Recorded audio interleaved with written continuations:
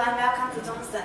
Here's one of our new products. It's a caulking machine. It's very economical and practical caulking machine, suitable for all kinds of caulk stoppers. For example, this kind of bottles.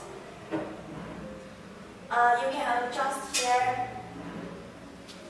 Use this tool until this, and to adjust the height according to the bottle. Here's a non-slip mat. Now how to use. It's easy to use.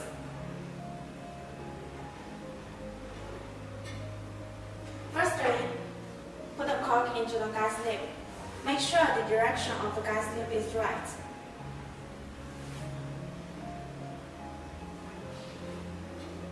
Then you can put it on the top of the bottle and put down the handle. Make the pressure hand to the right of the guide slip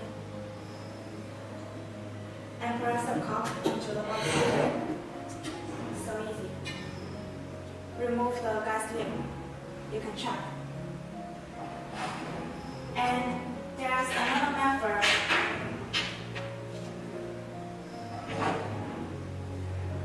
There's another method to press the caulk into the bottle. You can use a hammer. Yes, a hammer.